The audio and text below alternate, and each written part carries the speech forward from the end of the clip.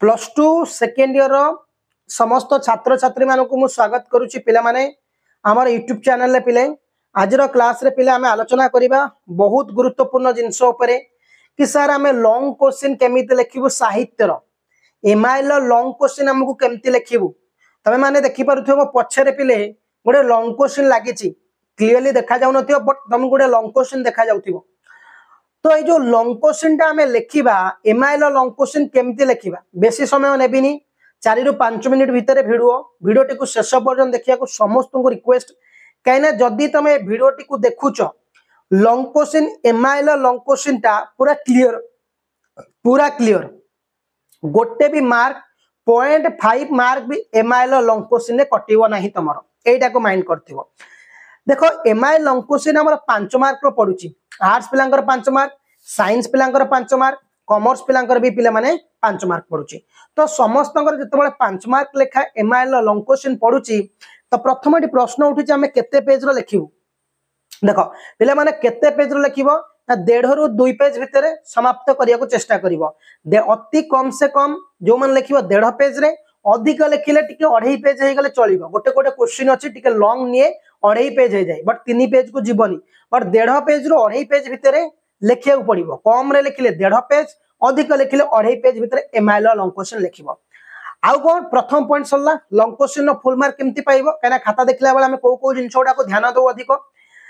तापर कहूची पिले माने उपक्रम जोडा कहै लेखकंग परिचय कोन लिखिबा आमे लिखिले ओडिया साहित्य जगतर जने स्रष्टा भाबे विश्वनाथ कर परिचित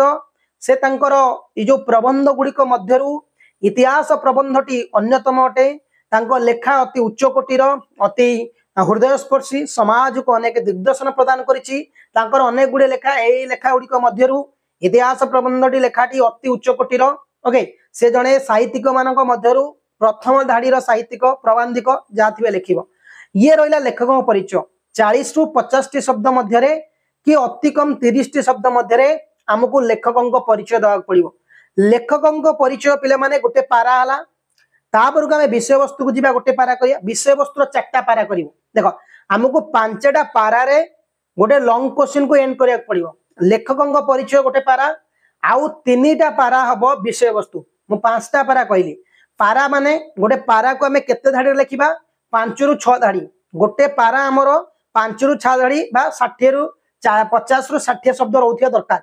सेति भीतर लिखिबा ओके एवं जत्ते लेखक परिचय गोटे पारा तार 3टा रहला पारा जले 3टा पारा कंप्लीट हे गला परे शेष रे लिखिबा शेष कथा बा कंक्लूजन ताकू भी मध्य हम गोटे पारा करिबा जत्ते एई पारा अनुसार हमें गोटे गोटे लॉन्ग क्वेश्चन को करिबा ताहले मार्क मिलिबो प्रत्येक पारा भितरे गोटे गोटे लाइन छाड़ीबा गोटे पारा सरीला लाइन छाड़िले आ गोटे पारा स्टार्ट कले तो एमिति करिले आम मार्क फुल रहिबो एवं सबुठु मन रख जेते तमर होना कहीं कि लेखक परिचय होची बहुत गुरुत्वपूर्ण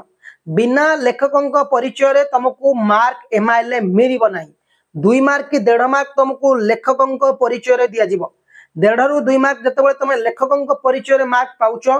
विषय वस्तु रे तुमको निहाती 2 मार्क भली दिया जिवो कि 3 मार्क दिया जिवो हां कि 2.5 मार्क दिया जिवो एवं लास्ट कंक्लूजन ने 1.5 मार्क कि 1 मार्क दिया जाय तो हमको सेही भली लेखिया पड़िबो एवं जेमति कहली गोटे लॉन्ग क्वेश्चन को हमें 200 शब्द रे लिखिबा परीक्षा रे देइथिबो 150 शब्द रे किंतु हमें सेठी 150 शब्द रे लिखिबानी हमें 200 रु अधिक शब्द रे लिखिबा सेति पई कहली 1.5 पेज रु कम हबनी एवं 2.5 पेज रु अधिक हबनी 2025 रो जो पिला माने बोर्ड एग्जाम दक जाउचो एमआईएल लॉन्ग क्वेश्चन केमती लिखिबो फॉर्मेलिटी कहली मुख्यतः 5टी पॉइंट इंट्रोडक्शन बा लेखक परिचय 3टा रहइबो पारा रहउची कोन विषय वस्तु पारा रहइबो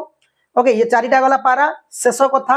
हमर गोटे पारा रहइबो कंक्लूजन गोटे पारा रहइबो 5टा पारा ए 5टा पारा रु हमको 1.5 रु 2 पेज भीतर कि 2.5 पेज भीतर गोटे लॉन्ग क्वेश्चन कंप्लीट हे जिवो